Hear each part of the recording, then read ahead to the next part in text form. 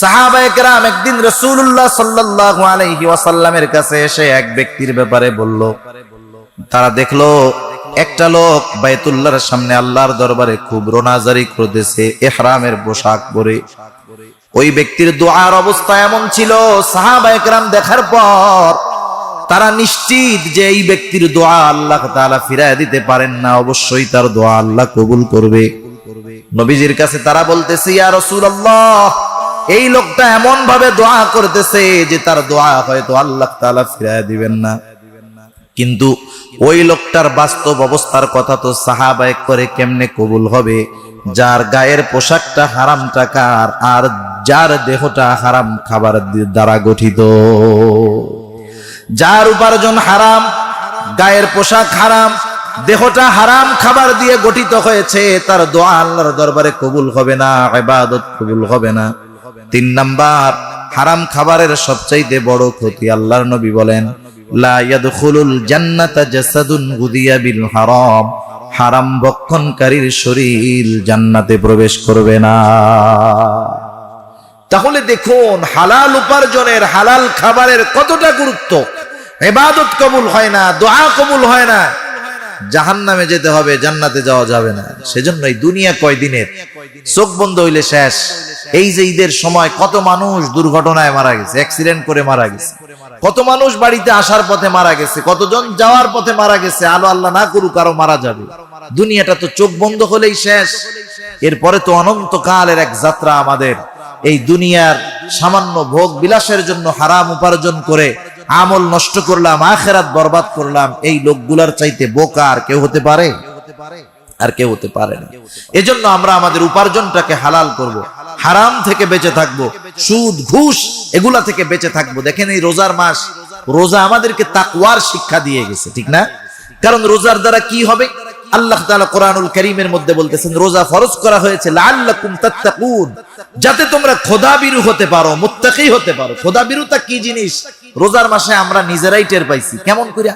দেখেন যেই ব্যক্তি রোজা রাখে, যখন ওযু করতে যায়, ওযু করতে গিয়ে কতটা সতর্ক সে থাকে যে আমি ওযু করতেছি, আল্লাহ না করুক যে আমার একটা ফোঁটা পানি জানি আমার গলার মধ্যে চলে না যায়, সেজন্য সতর্কতার সাথে থাকে। কত মানুষ বারবার রোজা রেখে শুধু থুতু ফালায়। কতজন প্রশ্ন করে আমাদের ফোন দিয়ে, হুজুর রোজা তো রাখলাম, গরমের সময় মুখের মধ্যে স্যাপ আসে, সব ফালায়া দেই, এখন তো দুপুর হইতে হইতে মুখ শুকাইয়া কাঠ হয়ে গেছে, এখন তো রোজাই রাখতে পারতেছি না। এখন ওই স্যাপ খাইলে কি রোজা থাকবে নাকি যাবে?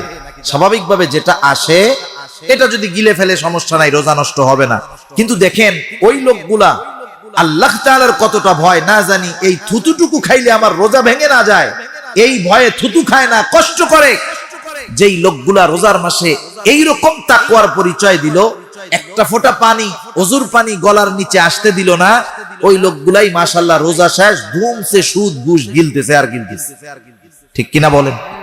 তাকওয়া শুধু খাবারের ক্ষেত্রে না, ওই জায়গায় আমাকে আপনাকে তাকওয়া প্রদর্শন করতে হবে, আল্লাহকে দেখাতে হবে। হারাম খাবার, হারাম উপার্জন এগুলা দিয়ে ভোগ বিলাস করা যাবে না, এগুলা আমার চিরন্তন ক্ষতির কারণ হয়ে যেতে পারে। আল্লাহ হেফাজত করুক।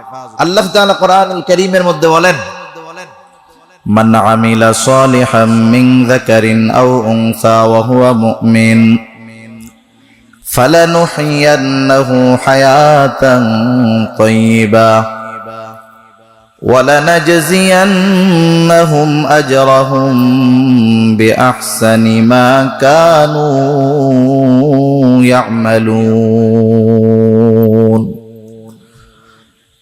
আল্লাহ রাব্বুল আলামিন পবিত্র কোরআনুল কারীমের 14 নম্বর পারা, সূরাতুন নাহল 94 নম্বর আয়াত, আল্লাহ রাব্বুল আলামিন বলেন, মান আমিলা সালিহাম মিন যাকারিন আও উনসা ওয়া হুয়া মুমিন, ঈমান অবস্থায় নারী অথবা পুরুষ, মান আমিলা সালিহাম মিন যাকারিন আও উনসা ওয়া হুয়া মুমিন, সে নারী হোক আর পুরুষ হোক, ঈমান অবস্থায় যখন কেউ আমলে সালেহ করে, নেক আমল করে, আল্লাহ রাব্বুল আলামিন জানিয়ে দেন তাদের জন্য 2 ধরনের পুরস্কার। নারী হোক আর পুরুষ হোক অসুবিধা নাই, 1 নম্বর শর্ত হলো তাকে ঈমানদার হতে হবে, ঈমান অবস্থায় তাকে নেক আমল করতে হবে। এইখানে একটা জিনিস পরিষ্কার হয়ে গেল, কারো আমল যদি আল্লাহ রাব্বুল আলামিনের দরবারে কবুল হতে হয়, নিঃসন্দেহে তাকে ঈমানদার হতে হবে। ঈমান যার নাই, তার আমল আল্লাহর দরবারে কবুল হবে না। ওই বেঈমানের কোনো ভালো আমল পরকালে তার কোনো কাজে আসবে না। সেই জন্য ঈমান অবস্থায় যখন কোনো নারী অথবা পুরুষ আমল করে, তার আমলের প্রতিদান হয় দুই ধরনের। এখন প্রশ্ন হতে পারে, ভালো আমল করে তাদের আমলের প্রতিদান হবে না কেন? আমলের প্রতিদানও আল্লাহ রাব্বুল আলামিন দিয়ে দেন, তবে আখিরাতের জন্য রাখেন না, দুনিয়াতেই দিয়ে দেয়। আমরা উঁচু উঁচু বাড়ি, দামি গাড়ি, আধুনিক প্রযুক্তি দেখে অনেক সময় আমরা হতাশ হয়ে যাই। মুসলমানেরা অনেক সময় এই অভিযোগ অনুযোগ করে যে দুনিয়ার সব সুখ স্বাচ্ছন্দ্য শান্তি আল্লাহ তাআলা দিয়ে দিয়েছে। তাদের উঁচু উঁচু দালানগুলা দেখে অনেক মুমিন ঈমান হারা হয়ে যায়। কিন্তু কোরআনুল কারীমের মধ্যে আল্লাহ রাব্বুল আলামিন জানিয়ে দেন, মুমিনদের ঈমান হারা হয়ে যাওয়ার আশঙ্কা যদি না থাকতো, আল্লাহ রাব্বুল আলামিন এর বাড়ির সিঁড়িগুলা, ছাদগুলা স্বর্ণ রূপার আল্লাহ তাআলা বানায় দিতেন। তাদেরকে আল্লাহ তাআলা দুনিয়াতেই তাদের ভালো কাজের প্রতিদান দিয়ে দিবে। ভালো কাজ তো অনেকেই করে, এদের মধ্যে অনেক মানুষ আছে ভালো কাজ করে, কিন্তু তাদের তো ঈমান নাই। সেজন্য তাদের ওই ভালো কাজের প্রতিদান আল্লাহ তাআলা দুনিয়াতেই দিয়ে দিবেন। কিন্তু যে মুমিন, নারী হোক অথবা পুরুষ হোক, তার ভালো কাজের পরিপূর্ণ প্রতিদান আল্লাহ দুনিয়াতেই শুধু দিবেন না, আখিরাতের জন্য আল্লাহ রেখে দেন। ঠিক কিনা বলেন? অনেক সময় দেখেন আমরা হতাশ হয়ে যাই, আমরা আল্লাহর কাছে দোয়া করি না? আমরা সবাই দোয়া করি, কম বেশি আল্লাহ তাআলার কাছে চাই। দোয়া বলতে আমরা যদি শুধু মনে করি যে আল্লাহর কাছে শুধু হাত উঁচু করে যেটা চাই ওইটা না। আমি যেটাই চাই, হাত উঁচু করে হোক, এমনে হোক, যেটা আশা করি সবকিছুই মোটামুটি দোয়া আল্লাহ তাআলার কাছে চাই। কিন্তু বলেন তো, আমাদের সব দোয়া কি কবুল হয় নাকি? দোয়া কবুল হয় না বিষয়টা এমন না। কোন ব্যক্তি যদি দোয়া কবুলের শর্ত ঠিক রাখে, হারাম খায় না, হালাল খায়, অন্যের হক নষ্ট করে না, দোয়া কবুলের জন্য তাড়াহুড়ো করে না, তারপরে এমন কিছু চায় না যেটা আল্লাহ দিবেন না, এমন কিছু চায় না, এই ধরনের আদবগুলো যদি ঠিক রাখে, প্রত্যেকটা ব্যক্তির দোয়া আল্লাহ তাআলা কবুল করে। সুবহানাল্লাহ। এই দোয়াগুলোর অবস্থা হয় তিনটা। কয়টা? এক নম্বর অবস্থা, যখন কোন বান্দা দোয়ার আদবগুলা ঠিক রেখে আল্লাহ তাআলার কাছে দোয়া করে, সে নারী হোক আর পুরুষ হোক, তার দোয়ার প্রথম অবস্থা হয় আল্লাহ তাআলা দোয়া করার সাথে সাথে তার দোয়াটা কবুল করে নেয়। আমার আপনার জীবনে হয়তো অনেক ঘটনা এমন আছে, দোয়া করার সাথে সাথে কবুল হয়ে গেছে, কিন্তু আমি আপনি সেটা অনুধাবন করি নাই। একটা উদাহরণ দিলে বুঝতে সহজ হবে। মনে করেন আপনার বিশেষ প্রয়োজনে ঢাকা যাওয়ার প্রয়োজন, অথবা আপনার দূরে কোথাও যাওয়ার প্রয়োজন, গভীর রাত, আপনার সন্তান অসুস্থ, আপনার স্ত্রী অসুস্থ, মা বাবা অসুস্থ, রাত 2-3 বাজে, গভীর রাত। স্বাভাবিক আপনি এখান থেকে কোনো গাড়ি বিশ্ব রোডে যাওয়ার জন্য পাবেন না, এটা স্বাভাবিক ব্যাপার। কিন্তু এরপরেও যেহেতু আপনাকে যেতেই হবে, ওই যাওয়ার সময় আপনি নিজেই অন্তর থেকে আল্লাহ তাআলার কাছে বলবেন, আল্লাহ আমাকে বহুত দূরে যেতে হবে, এখান থেকে প্রায় 5 কিলোমিটার দূর হলো আপনাদের মেইন রোড, হেঁটে যাওয়া কষ্টের ব্যাপার।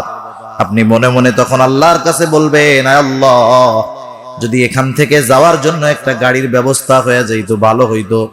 আপনি একটু আগানোর পরে প্রতাপ বাজারে যাওয়ার আগেই আপনি দেখলেন একটা ভ্যান আছে, একটা ইজি বাইক আছে, অটো আছে, ভ্যান আছে আপনার পরিচিত। কেমন জানি লোকটা আপনার জন্যই অপেক্ষা করতেছে। আপনি গেলেন, আপনাকে নিয়ে সে বিশ্ব রোডে চলে গেল, পরিচিত মানুষ। এটা আমি একটা উদাহরণ দিলাম। এইরকম আমার আপনার জীবনে বহু দোয়ার সাথে সাথে কবুল হয়েছে, কিন্তু এই বিষয়গুলো আমি আপনি মনে রাখি নাই, অনুধাবন করি নাই। সেই জন্য দোয়ার প্রথম অবস্থা হয় একজন ব্যক্তি আল্লাহ তাআলার কাছে দোয়া করে, দোয়া করার সাথে সাথে তার দোয়া কবুল হয়ে যায়। এটা প্রত্যেকের জীবনে কম বেশি বিভিন্ন ক্ষেত্রে এটা হতেই পারে, এটা অস্বাভাবিক কোনো কিছু নেই। অনেক সময় মনে করেন দোকানদার একজনের কাছে টাকা পাবে, এমন এক রাস্তায় যাইতেছে, মাশাআল্লাহ মুখোমুখি দেখা হয়ে যাবে, যার কাছে টাকা পায় সে তখন কি বলবে, যে বলেন তো, মনে মনে বলবে আল্লাহ তুমি ধরা না পড়ি। দেখা গেল দোকানদার নাইমা আরেক দিক চলে গেল, তার মানে কি ওর দোয়া ওই সময় কবুল করছে কে? আল্লাহ কবুল করছে। এরকম বহুত দোয়া আমার আপনার জীবনে কবুল হয়, কিন্তু আমরা সেটা মনে রাখি না। সেজন্য দোয়ার প্রথম অবস্থা হলো দোয়া করার সাথে সাথে কবুল হয়ে যায়। দোয়ার দ্বিতীয় অবস্থা হলো সাথে সাথে কবুল হয় না, আল্লাহ তাআলা ওই দোয়ার প্রতিদানটা বিলম্বে দেন। যেমন অনেক মানুষ আছে 2000 সাল থেকে দোয়া করতেছে, আল্লাহ আপনার ঘর আমাকে একবার জিয়ারত করার তৌফিক দেন। দোয়া করতেছে 15 বছর ধরে, দেখা গেল 2017 সালে তার কপালে হজ নসিব হয়েছে, কিন্তু দোয়া করতেছে 2000 সাল থেকে 17 বছর পরে তার দোয়াটা কার্যকর হয়েছে। সেই জন্য দোয়ার দ্বিতীয় অবস্থা হলো আল্লাহ তাআলা দোয়া যেটা চাওয়া হয় এটা বিলম্বে দেন। আর দোয়ার তৃতীয় অবস্থা হলো আল্লাহ তাআলা সাথে সাথেও দেন না, দুনিয়াতে বিলম্বেও দেন না, ওইটাকে আল্লাহ তাআলা আখিরাতের জন্য সম্পদ বানায় রেখে দেয়। অনেক দোয়া আমি আপনি করি, সেগুলো আল্লাহ তাআলা দুনিয়ায় দেয় না। এর মানে এটা না যে দোয়াগুলো কবুল হয় না। কিয়ামতের ময়দানে যখন মানুষের আমলনামাগুলো হাতে দিয়ে দেওয়া হবে, প্রত্যেকেই আমলনামা পড়ার যোগ্যতা অর্জন করবে। প্রত্যেকেই দেখবে আমার এই আমলের বিনিময়ে এই সওয়াব, এই আমলের বিনিময়ে এটা পাইছি। বিশাল একটা ভান্ডার থাকবে, বলবে আল্লাহ এত নেকি কিসের বিনিময়ে পাইলাম? আল্লাহ তাআলা তখন জানিয়ে দিবেন, এটা হলো তোমার দুনিয়ার ওই সমস্ত দোয়া যেগুলা তুমি মনে করতা আমি আল্লাহ কবুল করি নাই, কিন্তু তুমি তো চাইছো যা আমি দুনিয়াতে দেই নাই, এর কারণ হলো ওইটার মধ্যে তোমার জন্য কল্যাণ ছিল না, এজন্য দুনিয়াতে আমি দেই নাই, তোমার জন্য আখিরাতে সঞ্চয় করে রেখেছি, আজকে আমি তোমাকে এই প্রতিদান দিয়ে দিলাম। তখন মানুষেরা বলবে আল্লাহ আপনি দুনিয়াতে আমার দোয়াগুলা কবুল কইরা যেগুলা দিছিলেন ওইগুলা দুনিয়াতে না দিয়া আখিরাতের জন্য যদি রাইখা দিতেন তাহলে বেশি ভালো হইতো। সুবহানাল্লাহ। যে কথার থেকে গেলাম যে আমরা যখন নেক আমল করি ঈমান সহকারে, প্রত্যেকটা আমলের প্রতিদান আল্লাহ সুবহানাহু ওয়া তাআলা দুনিয়াতে দিবেন, আর না হলে আখিরাতের জন্য সঞ্চয় করে রেখে দিবেন। সুবহানাল্লাহ। সেজন্য নারী অথবা পুরুষ আমলটা যদি কাজে লাগাতে হয়, এক নম্বরে দরকার হলো ঈমানের। এজন্য আল্লাহ রাব্বুল আলামিন বললেন, নারী অথবা পুরুষ নেক আমল যেই করুক না কেন, ওয়া হুয়া মুমিন, ঈমান অবস্থায়। ঈমান অবস্থায় যখন কোনো আমল করা হবে, ওই আমলের দ্বারা দুই ধরনের প্রতিদান পাওয়া যাবে। এক ধরনের প্রতিদান হলো দুনিয়ায়, আর এক ধরনের প্রতিদান হলো আখিরাতে। ঈমান অবস্থায় নেক আমল, আমি ঈমানের আলোচনার দিকে যাব না, আমি নেক আমলের আলোচনা আজকে করব। এক নম্বরে ঈমানটা তো নিঃসন্দেহে হতে হবে শিরক মুক্ত ঈমান। যেই ঈমানের সাথে শিরক আছে, যেই ঈমানের মধ্যে তাওহীদ নাই, ওই ঈমানের কোনো দাম আল্লাহ তাআলার কাছে নাই। এই সাথে সাথে আমলটা হতে হবে আমলে সালেহ। আল্লাহ তাআলা শুধু আমলের কথা বলেন নাই, মান আমিলা আমল। এখন এই সৎ আমল, খাঁটি আমল, আমলে সালেহ কিভাবে হবে আমাদেরটা? ঈমান যদি ঠিক থাকে আর আমল যদি অল্প হয়, আল্লাহর নবী বলেন আল্লাহ তাআলার কাছে এটা কবুল হবে, নাজাতের কারণ হবে। সেজন্য নবীজি বলেন আখলিস দীনাকা ইয়াকফিকাল আমালুল কালিল। নবীজি বলেন তোমার ঈমান খাঁটি করো, অল্প আমল নাজাতের জন্য যথেষ্ট হবে। এক নাম্বার দরকার হলো ঈমানের বিশুদ্ধতা। এর সাথে সাথে যদি আমল করতে পারি, আমলে সালেহ হবে। এখন প্রশ্ন হলো কোন আমলের দ্বারা দুই ধরনের প্রতিদান পাওয়া যায়? উলামায়ে কেরাম, মুফাসসিরিনে কেরাম বলেন যে আমলের মধ্যে চারটা জিনিস পাওয়া যায়। কয় জিনিস? চার জিনিস ঠিক রেখে যদি আমরা আমল করতে পারি, ওই আমল কাজে আসবে, আল্লাহর দরবারে কবুল হবে। আর যদি ঈমানটা ঠিক থাকে, এক নাম্বার যেটা লাগবে আমল, আমলে সালেহ হওয়ার জন্য এক নম্বরে যেটা দরকার সেটার নাম হলো ইখলাস তথা নিয়তের পরিশুদ্ধতা। নিয়তের পরিশুদ্ধতা বিহীন কোন আমল আল্লাহর দরবারে কবুল হবে না। নিয়তের পরিশুদ্ধতা হলো আমি আমলটা করতেছি কার জন্য, এটা আমাকে আগে ফিক্সড করতে হবে, ঠিক করতে হবে। আমার আমলটা যদি আল্লাহ তাআলার সন্তুষ্টির জন্য হয়ে যায়, ওই আমল যদি ছোট হয় ওই আমলের দ্বারা আল্লাহ তাআলা আমাকে মাফ করে দিবে। আমল সালেহ যদি হয় তথা আল্লাহর জন্য যেই আমল করব, ইখলাস ওয়ালা আমল, নিয়ত পরিশুদ্ধ ওয়ালা আমল, ওই আমল দুনিয়ায় কাজে আসে, আখিরাতেও কাজে আসে। আমরা আল্লাহর কাছে যখন দোয়া করি, দোয়ার সময় বিভিন্ন ওসিলা দিয়ে আমরা দোয়া করি, করি না? ওসিলা দিয়ে দোয়া করি। সবচাইতে উত্তম ওসিলা হলো নেক আমলের ওসিলা দিয়ে দোয়া করা। বিশেষ করে ইখলাস ওয়ালা নেক আমলের ওসিলা দিয়ে আল্লাহ রাব্বুল আলামিনের দরবারে দোয়া করলে ওই দোয়া কবুল হয়। হাদিসের মধ্যে রাসূল আকরাম সাল্লাল্লাহু আলাইহি ওয়াসাল্লাম 3 যুবকের ঘটনা বর্ণনা করেছেন। এটা একটা প্রসিদ্ধ ঘটনা। রাসূল আকরাম সাল্লাল্লাহু আলাইহি ওয়াসাল্লাম বলেন, অতীতকালে 3 জন যুবক ভ্রমণে বের হলো। পাহাড়ের পাদদেশ দিয়ে তারা পথ চলতেছে। পথ চলতে চলতে একটা সময় আকাশের মধ্যে মেঘ, বৃষ্টির পূর্বাভাস, ঝড় শুরু হয়ে গেল। ঝড় বৃষ্টি থেকে বাঁচার জন্য তারা পাহাড়ের গায়ে লাগোয়া একটা গর্তের মধ্যে আশ্রয় নিল, অপেক্ষমান কোন সময় ঝড় শেষ হবে আবার তারা বাড়িতে ফিরে যাবে। ইতিমধ্যে হঠাৎ করে একটা বড় পাথর তাদের গর্তের মুখের উপরে এসে পড়ল। গর্তের মুখটা বন্ধ হয়ে গেল। ভেতর থেকে 3 জন যুবক সর্বশক্তি দিয়ে পাথরটাকে ধাক্কাচ্ছে, এক চুল পরিমাণ নড়াইতে পারে নাই। 3 জন যুবক যখন ক্লান্ত শ্রান্ত হয়ে গেল, হতাশ হয়ে গেল যে না, এখান থেকে আমাদের আর কোনো বাঁচার উপায় নাই, এখানে আমাদের মৃত্যু হয়ে যাবে, আমাদের আত্মীয় স্বজন আমাদের লাশটাকেও পাবে না, হতাশ হয়ে গেছে। যাদের মধ্যে ন্যূনতম ঈমান আছে এরা চূড়ান্ত পর্যায়ে হতাশ কখনো হয় না। যত বিপদ আসুক, যত কষ্ট আসুক, যত বাধা আসুক, এক সময় যার দিকে ফিরে যায় তিনি কে? এবার 3 যুবক মিলে পরামর্শ করলো, শোনো, এখান থেকে আমাদের নিজ ক্ষমতায় বাঁচার কোনো উপায় নাই। আমাদেরকে এখান থেকে বাঁচাতে পারে একমাত্র আল্লাহ। আমরা আল্লাহ তাআলার কাছে সাহায্য চাই। তবে সাহায্যটা চাইবে এমন ভাবে, আমাদের জীবনের এমন আমল যেটা একমাত্র আল্লাহর জন্য করা হয়েছে, ওই আমলের ওসিলা দিয়ে তোমরা আল্লাহ তাআলার কাছে দোয়া করো। এইবার 3 যুবকের প্রথম জন আল্লাহ তাআলার কাছে বলে, আল্লাহ, আমি একজন যুবক মানুষ, আমার একটা যুবতী চাচাতো বোন ছিল। আয় আল্লাহ, আমি যৌবনের তাড়নায় তাকে সব সময় কাছে পাওয়ার আশা করতাম, কিন্তু আমার কখনো সুযোগ হয় নাই। আয় আল্লাহ, আমার চাচাতো বোনটা ছিল অভাবী, দরিদ্র। সে একদিন তার অসুবিধার কারণে আমার কাছে এসে কিছু সাহায্য চাইল।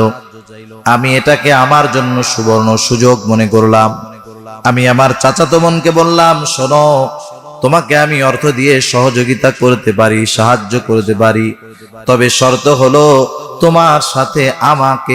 তোমাকে আমার সাথে জিনায় লিপ্ত হতে হবে।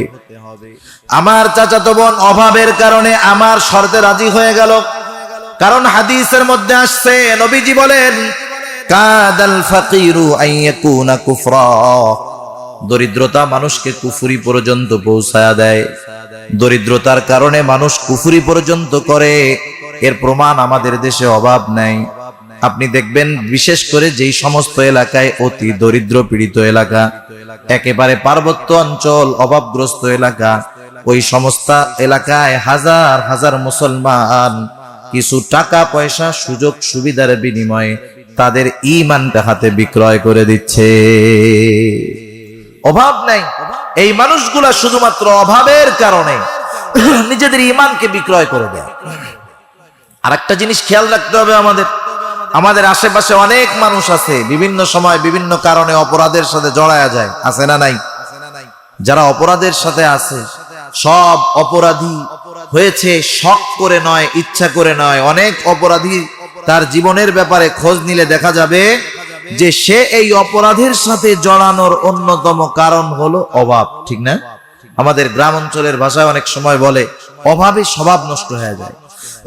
অভাবে স্বভাব নষ্ট হয়, এজন্য মানুষ হিসাবে আমাদের দায়িত্ব আছে। আমার দায়িত্ব হলো, আমি একজন সচ্ছল মানুষ, আমার প্রতিবেশী যদি অভাবের কারণে গুনার পথে চলে যায়, কিয়ামতের দিন আমাকে আল্লাহ রাব্বুল আলামিনের দরবারে জবাবদিহিতা করতে হবে, কোনো সন্দেহ নাই।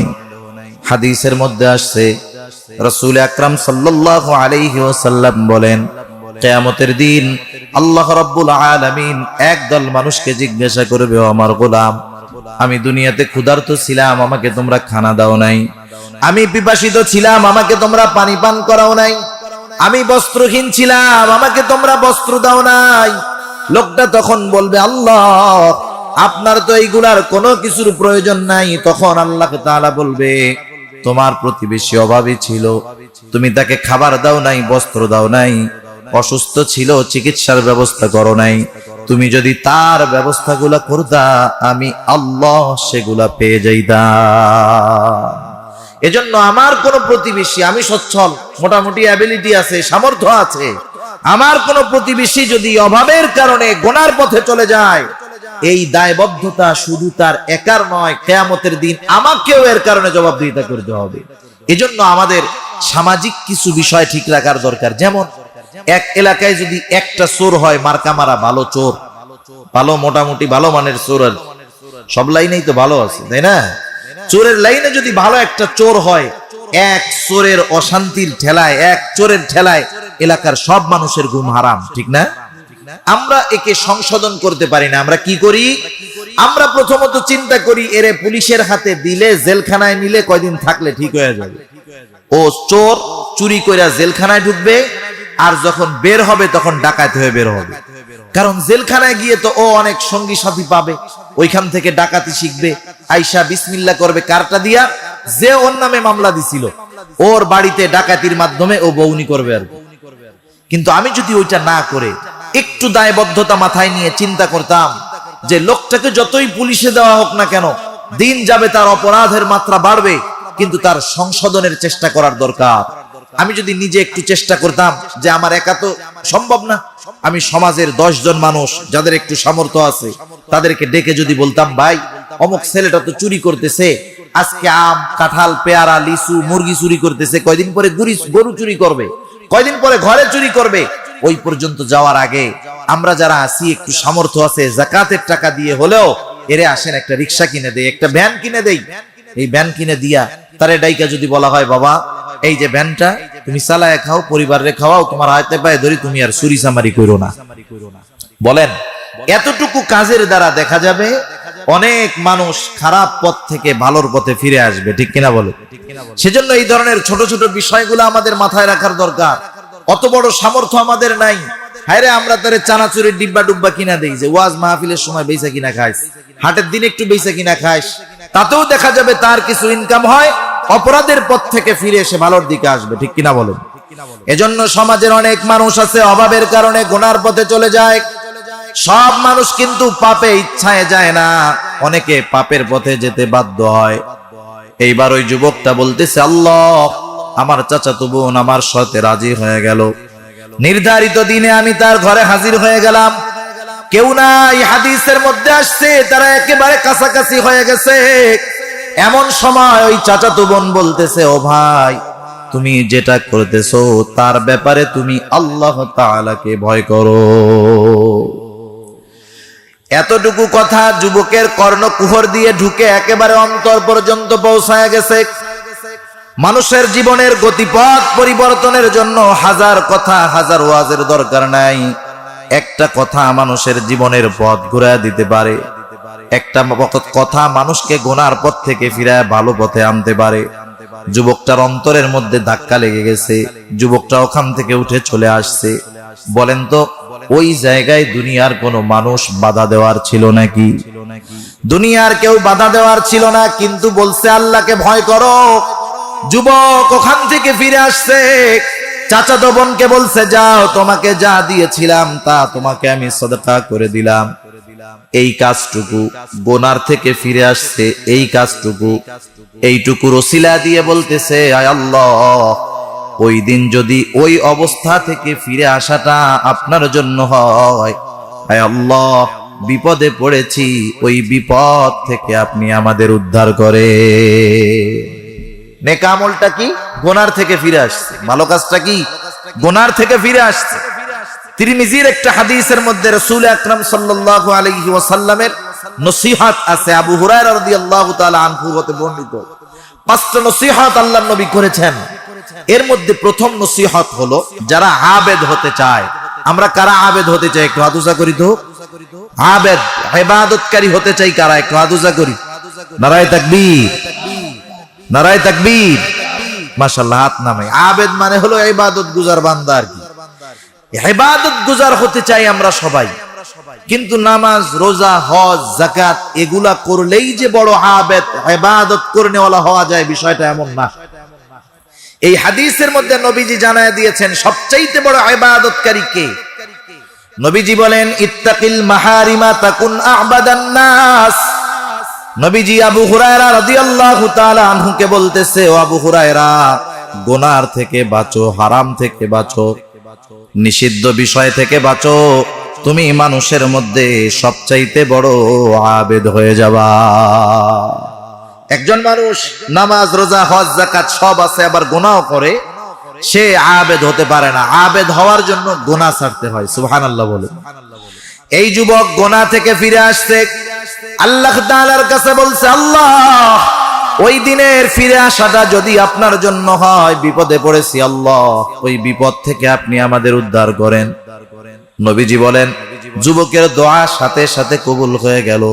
পাথরটা একটু সরে গেল, বের হওয়ার মতো জায়গা এখনো হয় নাই। এবার দ্বিতীয় জন আল্লাহ তাআলার কাছে দোয়া করে, বলে, আল্লাহ, আমি একজন রাখাল, আমার একপাল ছাগল আছে, আমি প্রতিদিন ছাগল পাল নিয়ে সকালবেলা বের হই, বিকালবেলা বাড়িতে ফিরি।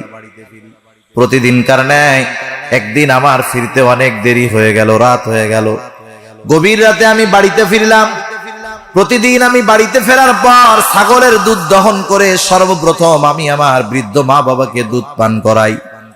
আমার মা বাবার আগে অন্য কাউকে দুধ পান করানো আমি পছন্দ করি না। কিন্তু এই দিন আমার ফিরতে দেরি হয়ে গেল। আমি গভীর রাত্রে বাড়িতে ফেরার পর ছাগলের দুধ দহন করলাম। ছাগলের দুধ দহন করে দুধের পাত্র নিয়ে আমার বৃদ্ধ মা বাবার ঘরে গেলাম। আমি গিয়ে দেখলাম আমার বৃদ্ধ মা বাবা ঘুমিয়ে গেছে। অপর দিক দিয়ে আমার কলিজার টুকরা সন্তান, আমার স্ত্রী ক্ষুধার যন্ত্রণায় কাতর, সন্তান কান্নাকাটি করতেছে। আমি আমার মা বাবার আগে অন্য কাউকে দুধ পান করানো পছন্দ করি না। আবার আমার মা বাবা ঘুমায় আছে, ঘুম থেকে তাদেরকে জাগ্রত করাটাও আমার কাছে পছন্দনীয় মনে হলো না। আমি দুধের পাত্র হাতে নিয়ে অপেক্ষমান, কখন আমার মা বাবা ঘুম থেকে জাগ্রত হবে, আমি তাদেরকে দুধ পান করাবো। আমার মা বাবা ঘুম থেকে জাগলেন। আমি তাদের দুইজনকে দুধ পান করানোর পর আমার ক্ষুধার্ত স্ত্রী সন্তানকে আমি দুধ পান করাইলাম। হায় আল্লাহ, এই কাজটুকু যদি আপনার জন্য হয়ে থাকে, আপনার সন্তুষ্টির জন্য হয়ে থাকে, আয় আল্লাহ, বিপদে পড়েছি, এই বিপদ থেকে আপনি আমাদের উদ্ধার করেন। মা বাবাকে একটু অগ্রাধিকার দিয়েছে। এখনকার জামানায় তো মাঝে মধ্যে দেখি মা বাপরে থাকতে দেয় গোয়াল ঘরে, আছে না নাই? মা বাবার সাথে অসদাচরণ, মা বাবার উপরে শারীরিক নির্যাতন, এই ধরনের তো ঘটনা সমাজে অভাব নাই। মনে রাখবেন, আল্লাহর রাসূল সাল্লাল্লাহু আলাইহি ওয়াসাল্লাম বলেন, আল্লাহ সুবহানাহু ওয়া তাআলা সব পাপের শাস্তির ব্যাপারে বিলম্ব করেন। তার মানে পাপের শাস্তিটা আল্লাহ তাআলা পরকালে দিবে, কিন্তু কিছু পাপ আছে যেগুলার শাস্তি আল্লাহ দুনিয়াতে থাকতে দেওয়া শুরু করে। এর মধ্যে একটা হলো, কেউ যদি মা বাবার নাফরমানি করে, কেউ যদি মা বাবাকে কষ্ট দেয়, মা বাবার উপরে অত্যাচার করে, জুলুম করে, এর শাস্তি ও দুনিয়ায় বেঁচে থাকতেই আল্লাহ ওকে দেওয়া শুরু করে। সেজন্য মা বাবাকে আমরা অগ্রাধিকার দিব, মা বাবার হকগুলো আদায় করব। এই লোকটা শুধুমাত্র মা বাবাকে একটু অগ্রাধিকার দিয়েছে, আল্লাহর কাছে বলতে চায়, আল্লাহ, আমার এই কাজটা যদি আপনার জন্য হয়, বিপদে পড়েছি, এই বিপদ থেকে আপনি আমাদেরকে উদ্ধার করেন। নবীজি বলেন লোকটার দোয়া সাথে সাথে কবুল হয়ে যায়। পাথরটা আর একটু সরে গেল, কিন্তু বের হওয়ার মতো জায়গা এখনো হয় নাই। এইবার তৃতীয় জন আল্লাহ তাআলার কাছে দোয়া করে, বলে, আল্লাহ, আমি একদিন আমার বাড়ির কাজের জন্য একটা লোককে নিয়োগ দিলাম। লোকটা সারাদিন কাজ করার পর তার মজুরির টাকা না নিয়ে চলে গেল। আমি তার মজুরির টাকাটা আলাদা করে রাখলাম। দীর্ঘদিন তার টাকাটা আমার কাছে আছে, তার আসার নামে কোনো খবর নাই। আমি টাকাটা ফালায় রাখা ভালো মনে করলাম না। আমি তার ওই টাকা দিয়ে একটা ছাগলের বাচ্চা কিনলাম। আল্লাহ, আপনি ওই ছাগলের মধ্যে বরকত দিলেন। এক সময় ছাগলের পালটা বেশ বড় হয়ে গেল। ওইটা রক্ষণাবেক্ষণ করা আমার জন্য কঠিন হয়ে গেল। আমি কয়েকটা ছাগল বিক্রয় করে আমি একটা রাখাল নিয়োগ দিলাম। এইবার রাখাল সহ ছাগলের পালটা অনেক বড় হয়ে গেল। দীর্ঘদিন পর ওই লোকটা আমার কাছে এসে বলে, ও ভাই, তোমার কাছে আমার একটা মজুরির টাকা বাকি ছিল, সেটা আমাকে দিয়ে দাও। এইবার ওই লোকটা কি করলো, রাখাল সহ ছাগলের পাল দেখায় দিছে। বলে যে ভাই, এই যে রাখাল সহ বিশাল ছাগলের পাল, এটা তোমার মজুরি, তুমি নিয়ে যাও। লোকটা বলে, তুমি আমার সাথে মজা করো নাকি? এবার আমি বললাম, না, তোমার সাথে আমি মজা করি না। তোমার মজুরির টাকা দিয়ে একটা ছাগল কিনেছিলাম, এইটার ভিতরে আল্লাহ তাআলা বরকত দিয়েছে, এগুলার সব হক তোমার, তুমি নিয়ে যাও।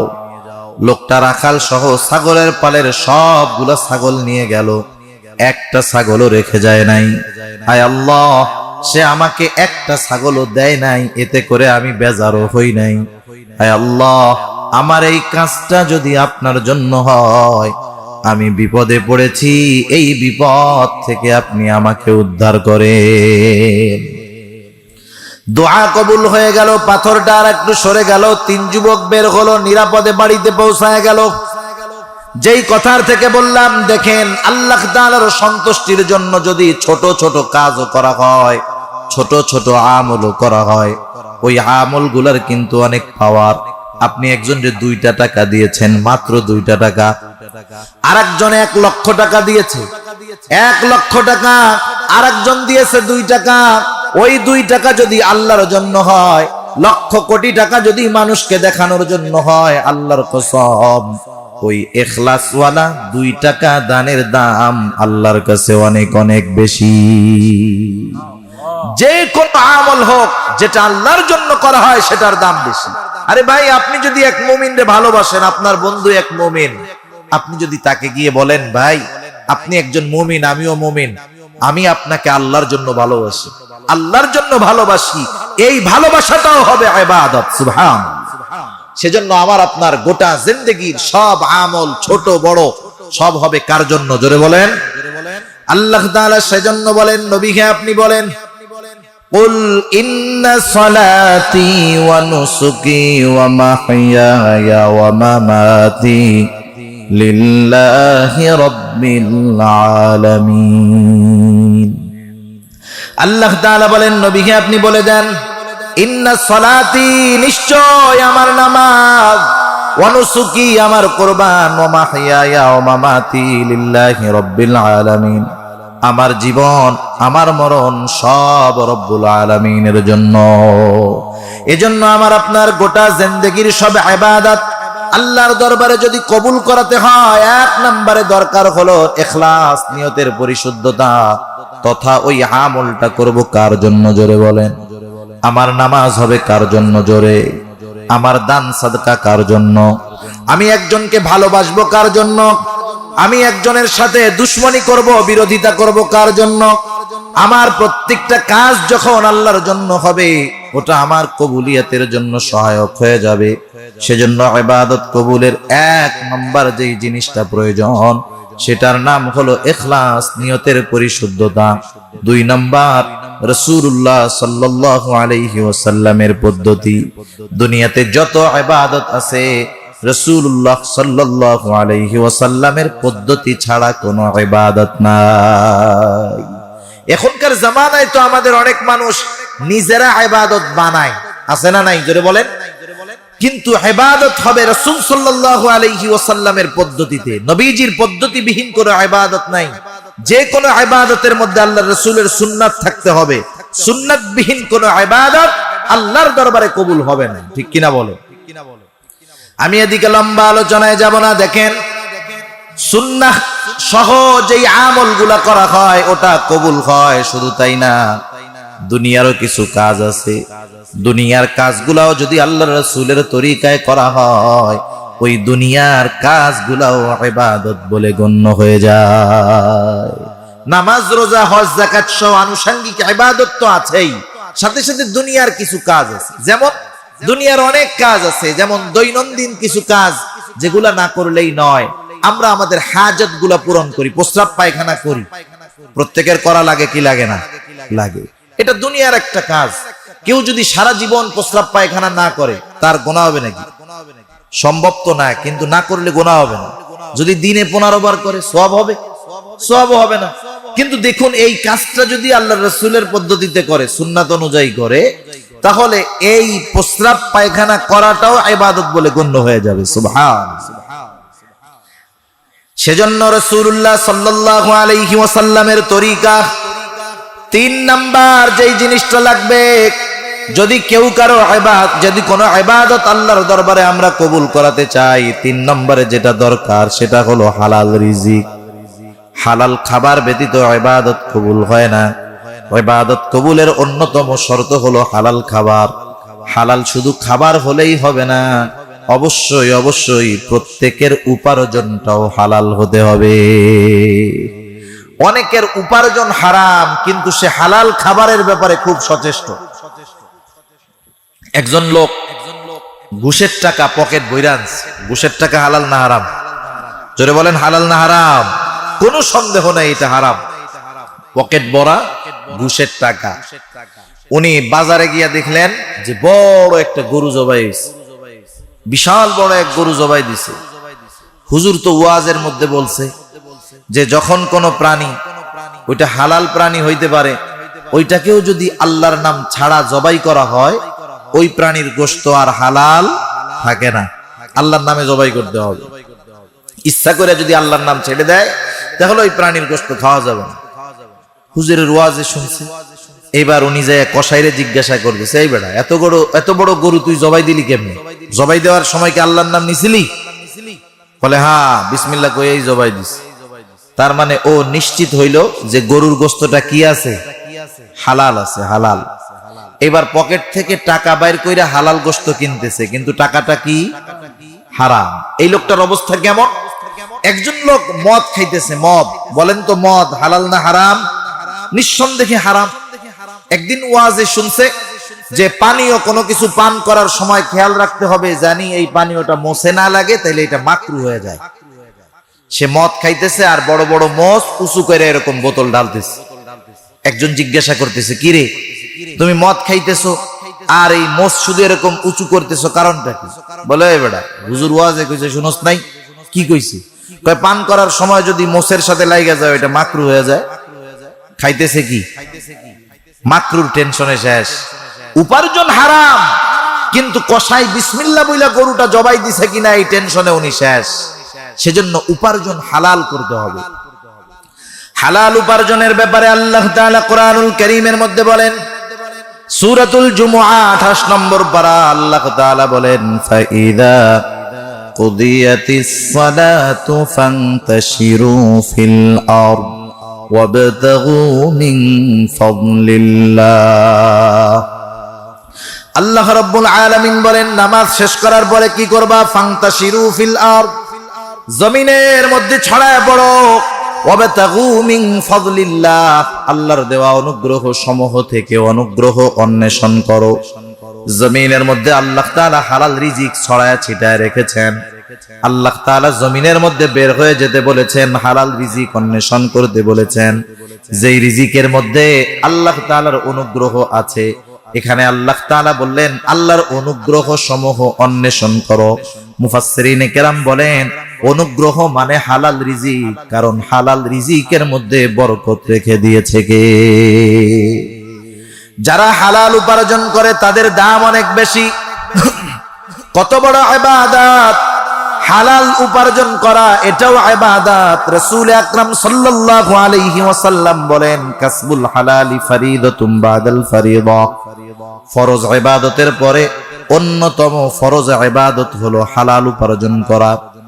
একজন ব্যক্তি যদি 5 ওয়াক্ত নামাজ যথাযথভাবে আদায় করে, হারাম হালাল বেঁচে চলে, এরপরে সে যদি হালাল খাবারের নিয়তে হালাল উপার্জন করে, কৃষি কাজ করুক, রিক্সা চালাক, ভ্যান চালাক, মাছ মারুক, যা করুক না কেন, তার ওই হালাল উপার্জনের জন্য সে যেই কাজটা করে, ওই কাজটাও তার আমলনামায় ইবাদতে বলে যোগ হয়ে যায়। সেজন্য আল্লাহর নবী বলেন, কাসবুল হালালি ফরিদাতুম বাদাল ফরিদা, ফরজ ইবাদতের পরে অন্যতম ফরজ ইবাদত হলো হালাল উপার্জন করা। কারণ হালাল উপার্জন এবং হালাল খাবার এই দুইটা ছাড়া ইবাদত কবুল হয় না। এখন যারা হালাল উপার্জন করে না, হারাম উপার্জন করে আর হারাম খায়, এদের বড় বড় 3টা ক্ষতি। কয়টা ক্ষতি জোরে বলেন? 1 নাম্বার ক্ষতি, যারা হারাম উপার্জন করে, 1 নাম্বার ক্ষতি, তাদের ইবাদত আল্লাহর দরবারে কবুল হয় না।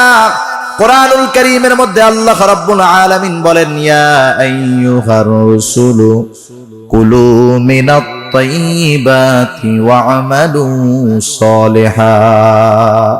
আল্লাহ রাব্বুল আলামিন সব রাসূলগণকে আদেশ করেছেন, ও রাসূলগণ, কুলু মিনাত তাইয়্যিবাত, আপনারা পবিত্র খান, হালাল খান, ওয়া'মালু সলিহা, আর আমলে সলিহ করেন। মুফাসসিরিনে কেরাম কেউ কেউ লম্বা ব্যাখ্যা করেছেন, এই আয়াতের দ্বারা এটাই স্পষ্ট হয়ে যায়, কোন ব্যক্তির আমলে সলিহ যদি হতে হয়, তথা আমল যদি আল্লাহর দরবারে কবুল করাতে হয়, তার হালাল খাবারের প্রয়োজন। হালাল খাবারের জন্য হালাল উপার্জন করতে হবে, দুইটাই দরকার, একটা আছে আর একটা নাই, কাজ হবে না। সেজন্য উপার্জনটা হালাল করতে হবে। যেই মানুষগুলা হালাল উপার্জন করে, এদের পেশা যত ছোট হোক না কেন, এদের এই পেশা নিয়ে তিরস্কার করার কোনো সুযোগ নাই। ওই বড় চেয়ারে বসে একজন ঘুষখোর, সুদখোর, বড় ডিগ্রিধারী অফিসারের চাইতে আপনার এলাকায় যিনি কামলা দিয়ে হালাল উপার্জন করে, তার দাম আল্লাহ তাআলার কাছে অনেক বেশি। সেজন্য রাসূল আকরাম সাল্লাল্লাহু আলাইহি ওয়াসাল্লাম কোন হালাল পেশার মানুষকে তিরস্কার করতে, তার পেশাকে ছোট করতে আল্লাহ রাসূল সাল্লাল্লাহু আলাইহি ওয়াসাল্লাম নিষেধ করেছেন। সেজন্য অনেক সময় আছে, আমরা একটু বড় মানুষ হইছি, আমরা একটু ভালো পজিশনে আছি, এলাকার একজন ভ্যান চালায়, একজন মাছ মারে, আমরা তাদেরকে ছোট মনে করি, বাজারে গিয়ে তাদের সাথে খারাপ আচরণ করি। খবরদার, কোন সময় কারো পেশা নিয়ে তাকে তিরস্কার আমরা করব না। তাহলে 1 নাম্বার ক্ষতি, ইবাদত কবুল হয় না। 2 নাম্বার ক্ষতি, যারা হারাম উপার্জন করে, তাদের দোয়া আল্লাহর দরবারে কবুল হয় না। সাহাবায়ে কেরাম একদিন রাসূলুল্লাহ সাল্লাল্লাহু আলাইহি ওয়াসাল্লামের কাছে এসে এক ব্যক্তির ব্যাপারে বলল। তারা দেখলো একটা লোক বাইতুল্লাহর সামনে আল্লাহর দরবারে খুব রোনাজারি করতেছে, ইহরামের পোশাক পরে। ওই ব্যক্তির দোয়ার অবস্থা এমন ছিল, সাহাবায়ে কেরাম দেখার পর তারা নিশ্চিত যে এই ব্যক্তির দোয়া আল্লাহ তাআলা ফিরায় দিতে পারেন না, অবশ্যই তার দোয়া আল্লাহ কবুল করবে। নবীজির কাছে তারা বলতেছে, ইয়া রাসূলুল্লাহ, এই লোকটা এমন ভাবে দোয়া করতেছে যে তার দোয়া হয়তো আল্লাহ তাআলা ফিরায় দিবেন না। কিন্তু ওই লোকটার বাস্তব অবস্থার কথা তো সাহাবায়ে করে কেমনে কবুল হবে, যার গায়ের পোশাকটা হারাম টাকার আর যার দেহটা হারাম খাবার দ্বারা গঠিত,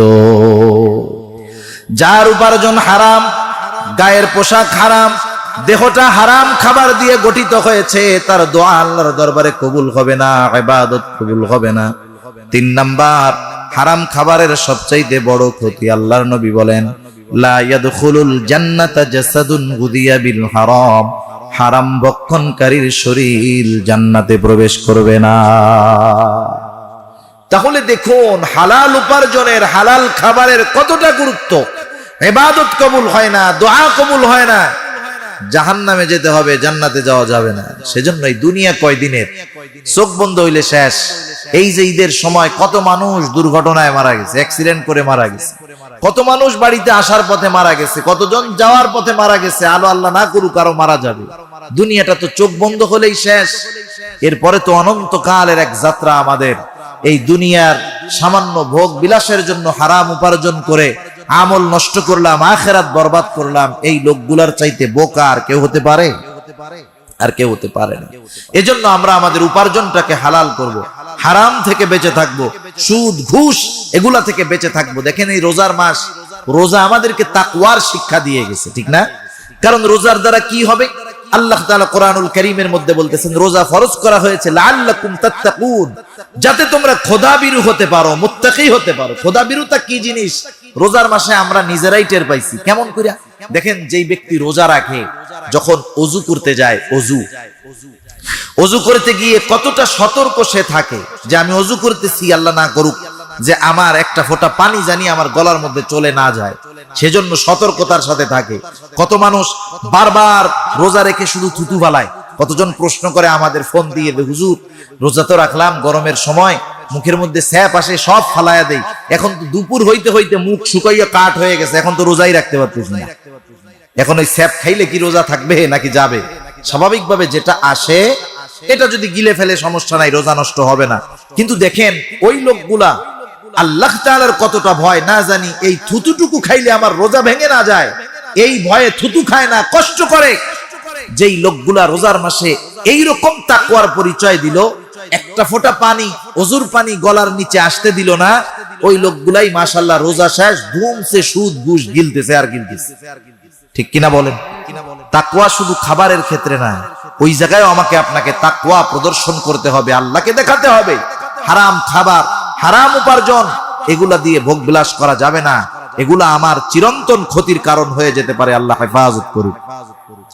তাহলে ইবাদত কবুলের তৃতীয় শর্ত হলো হালাল উপার্জন, হালাল খাবার হতে হবে। 4 নম্বর শর্ত হলো যেই আমল আমি করব সেই আমলের মাসলা মাসাইল গুলো আমাকে আপনাকে জানতে হবে।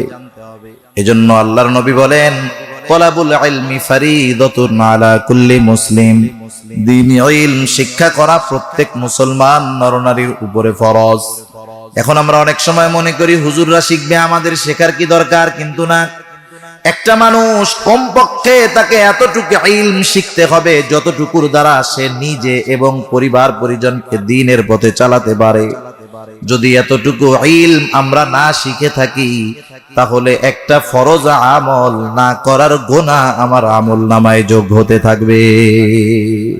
এজন্য আমরা এগুলা শিখে নিব। মাদ্রাসা আছে, ওলামায়ে কেরাম আছে, ইমাম সাহেব যারা আছেন, এদের কাছ থেকে আমরা নিজেরা দ্বীনের উপরে চলার জন্য যা দরকার, পরিবার পরিজনকে দ্বীনের উপরে চালানোর জন্য যা দরকার আমরা শিখে নিব। তাহলে এই 2 শর্ত পূরণ হইল। 1 নাম্বার, পুরুষ হোক আর নারী হোক, ঈমান সহকারে যারা নেক আমল করবে আর আমলে সালেহ যারা করবে, 4টি শর্ত পূরণ করে এই ধরনের নারী পুরুষদের জন্য 2 ধরনের পুরস্কার। কয় ধরনের? 2 ধরনের। এক ধরনের পুরস্কার আল্লাহ তাআলা দুনিয়াতেই দিবেন, দ্বিতীয় ধরনের পুরস্কার আল্লাহ রাব্বুল আলামিন পরকালে দান করবে। আল্লাহ তাআলা সেই কথাই বলেন, 1 নম্বর পুরস্কার যেটা দুনিয়াতে দেওয়া হবে, আল্লাহ বলেন ফালানুহইয়ান্নাহু হায়াতান তাইয়্যিবা। ঈমান সহকারে নেক আমল করনেওয়ালা নারী পুরুষ যারা, এদেরকে হায়াতে তাইয়্যিবা তথা দুনিয়ায় তাদেরকে পবিত্র জিন্দেগি দেওয়া হবে। হায়াতে তাইয়্যিবা কাকে বলে? হায়াতে তাইয়্যিবা আমরা অনেক সময় দোয়া করি, অনেকের জন্য দেখবেন অনেকে দোয়া করে যে আল্লাহ অমুক অসুস্থ, অমুকরে আপনি হায়াতে তাইয়্যিবা দেন। আমরাই সচরাচর দোয়াগুলা করি, কিন্তু হায়াতে তাইয়্যিবার মানে কি? স্বাভাবিক অর্থ হলো পবিত্র এক জীবন, কিন্তু মুফাসসিরিনে কেরাম কি বলেন, কেমন জিন্দেগি? হায়াতে তাইয়্যিবার ব্যাখ্যায় বিভিন্ন মুফাসসির বিভিন্ন কথা বলেন। কেউ কেউ বলেন হায়াতে তাইয়্যিবা হলো সুখময়, আনন্দময়, শান্তিময়, পবিত্র এক জীবন। সুখময়, শান্তিময়, আনন্দময়, পবিত্র জীবন। সুখ, শান্তি, আনন্দ এটা সবাই পবিত্র ভাবে করতে পারে না। একজনের সুখ স্বাচ্ছন্দ্য, বিরাট আলিশান বাড়ি আছে, আমরা দেখা মনে করি লোকটা মনে হয় খুব শান্তিতে আছে। শান্তি এক জিনিস, সুখ আর এক জিনিস। মনে রাখবেন, বাড়ি গাড়ি এসি এর মধ্যেই যে শান্তি থাকে বিষয়টা এমন না। অনেক সময় শান্তি মাটির ঘরের মধ্যেও থাকে, ঠিক কিনা বলেন? একটা গল্প শোনাই আপনাদের। গল্প, এক জমিদার আছে, বাজারের পাশে তার 3 তলা বিশাল বড় বাড়ি। রাস্তার এক পাড়ে তার বাড়ি, আর এক পাড়ে বট গাছের নিচে একজন মুসি জুতা সেলাই করে। জমিদার মানুষের ভয়ে ঘর থেকে কোনো সময় বাহির হয় না। বাড়ির গেটের মধ্যে 3-4 জন জানোয়ান দিয়ে রাখছে, কেউ জানি ঘরে না ঢুকতে পারে। সে মাঝে মধ্যে ছাদে যায়, মুক্ত বাতাসে একটু হাওয়া খায়। আর ওই সময় দেখে যে রাস্তার অপর পাড়ে গাছের নিচে একজন মুসি জুতা সেলাই করে আর গান গায়। জমিদার চিন্তা করে, হায় রে, এইরকম 3 তালা পাকা বাড়ির মধ্যে থেকেও আমার মুখে কোনো সময় হাসি আসে না, আনন্দ আসে না, কপালে সব সময় ভাঁজ।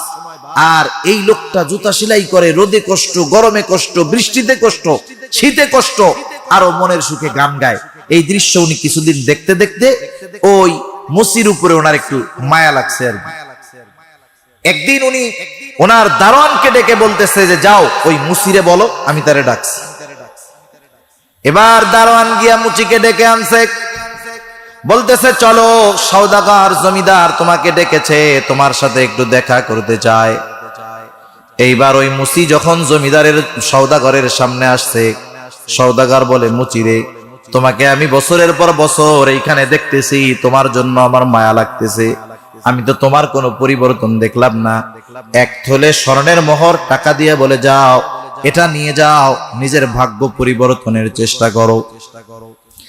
এইবার মুচি 1 থলে মোহর বেগ জুতার বাক্স রাইখা দৌড় দিয়ে বাড়িতে চলে গেছে।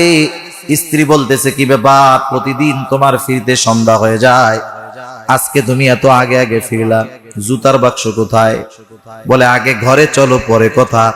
এইবার ঘরে গিয়া স্ত্রীকে বলে, শোনো, আমাদের দুঃখ দুর্দশা কষ্টের দিন শেষ হওয়ার সময় এসে গেছে।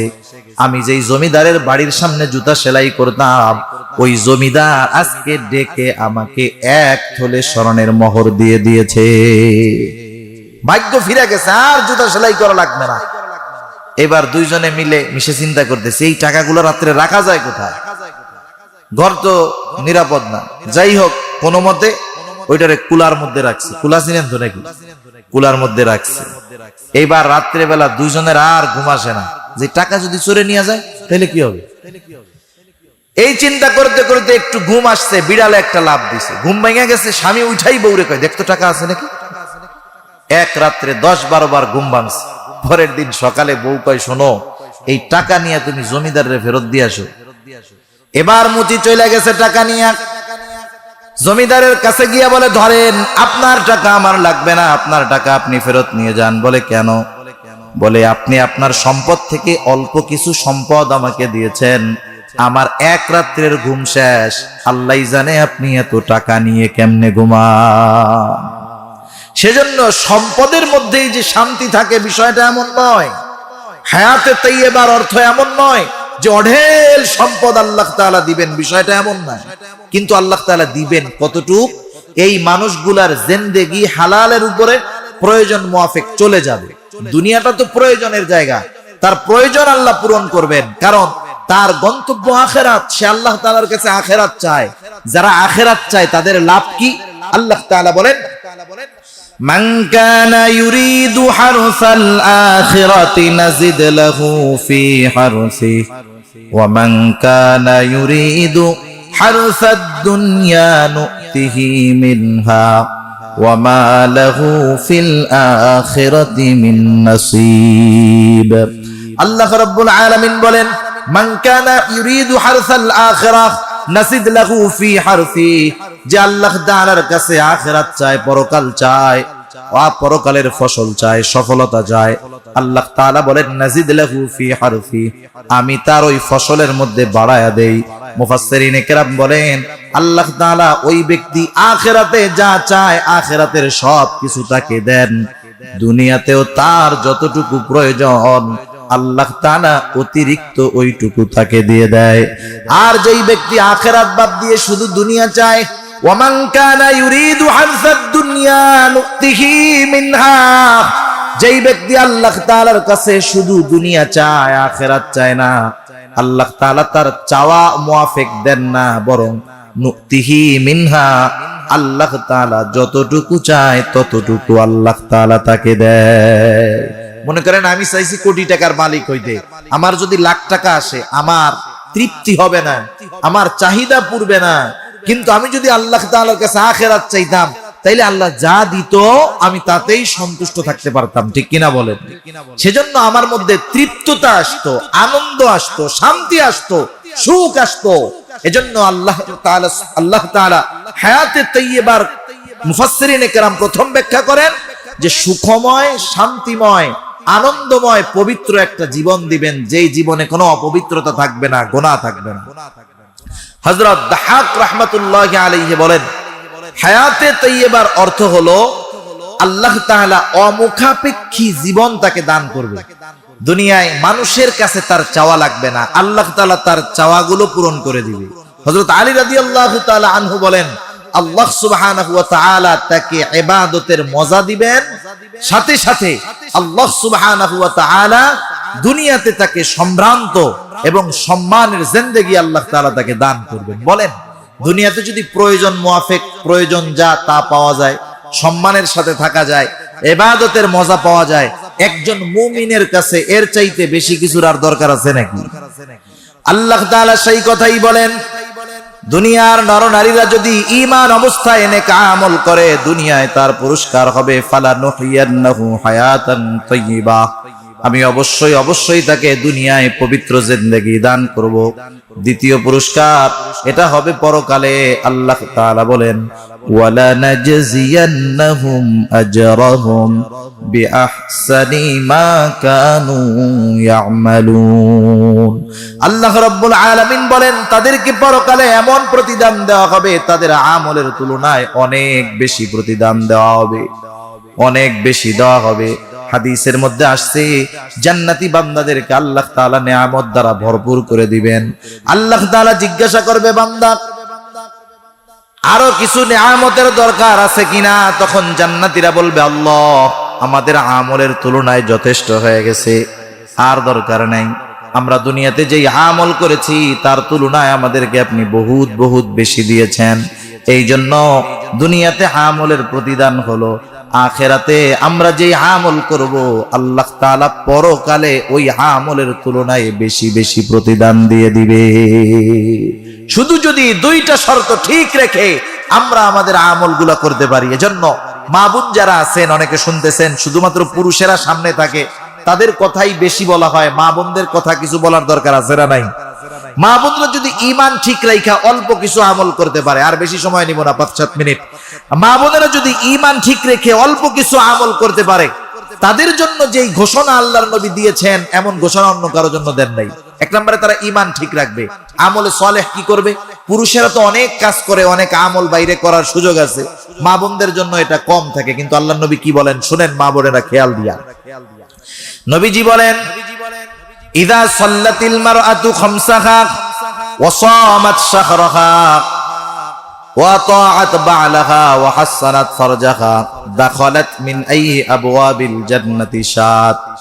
নারীদের ব্যাপারে বিশ্ব নবী রাহমাতুল লিল আলামিন বলেন, যেই নারী যথা সময়ে 5 ওয়াক্ত নামাজ পড়বে, যথা সময়ে 5 ওয়াক্ত নামাজ পড়বে, রমাদান মাসে যথাযথভাবে রোজা রাখবে, নিজের সতীত্বের হেফাজত করবে, 4 নাম্বার যখন তার বিবাহ হবে, ওয়া তাআত বা'লাহা, স্বামীর তাআত করবে, তথা স্বামী যদি তাকে দ্বীনি কোনো বিষয়ে আদেশ করে, ভালো কোনো বিষয়ে আদেশ করে, সেটার আনুগত্য করবে।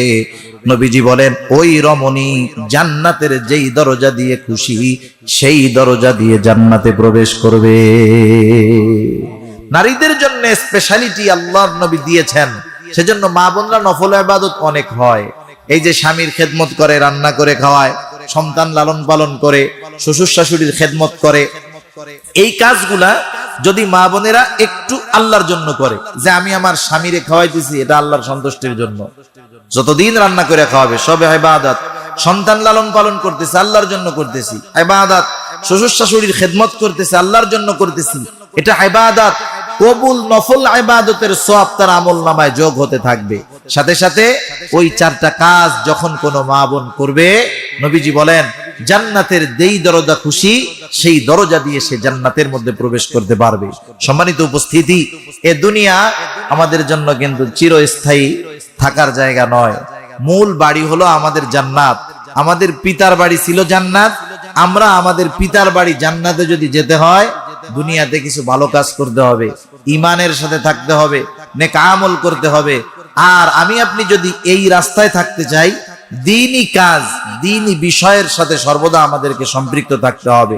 আলহামদুলিল্লাহ, এই যে মাদ্রাসা আছে, মসজিদ হচ্ছে, এগুলার সাথে আমাদের সম্পৃক্ত থাকতে হবে। আমি যখন ফ্রি সময় পাবো, আমার কাজ নাই, আমরা কি করি? কাজ যদি না থাকে, চার দোকানে বসে টেলিভিশন দেখা শুরু করি। মাশাআল্লাহ, এই কাজটা না করে, বাজারে না গিয়ে, আপনি বাজারের যে মজলিসগুলা হয়, সে প্রত্যেকটাই গোনার মজলিস।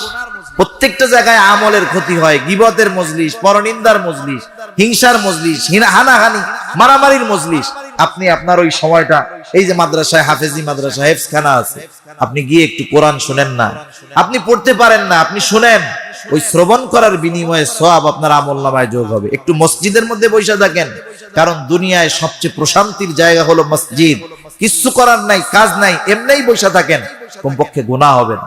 আখিরাতের চিন্তা একটু করেন, একটু চিন্তা করেন যে আজকে আপনি হয়তো যুবক আছেন, সুস্থ আছেন, এক সময় আপনার দাদাও আপনার আমার মতো সবল ছিল, যুবক ছিল, তারা দুনিয়া থেকে চলে গেছে, আমাকেও যেতে হবে। এই চিন্তা যদি আমাদের মধ্যে থাকে, মরার চিন্তা, পরকালের চিন্তা, আখিরাতের চিন্তা, তাহলে আমাদের দ্বীনের কাজ করা সহজ হবে, দ্বীনের পথে চলা সহজ হবে, ঈমানের সাথে থাকা সহজ হবে, নেক আমল করা আমাদের জন্য কষ্টের কোনো কারণ মনে হবে না। আমি স্বেচ্ছায়, আনন্দের সাথে, মজার সাথে নেক আমল করতে পারবো। তার দ্বারা কি হবে?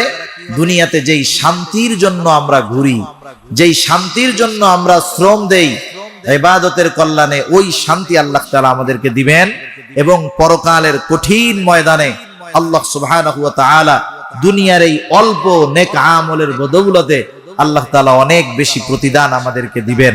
আল্লাহ সুবহানাহু ওয়া তাআলা আমাদের সবাইকে ঈমান ঠিক রেখে বেশি বেশি নেক আমল করে দুনিয়া আখিরাত উভয় জাহানের প্রতিদান লাভ করার তৌফিক আল্লাহ দান করুক। সবাই বলি আমিন।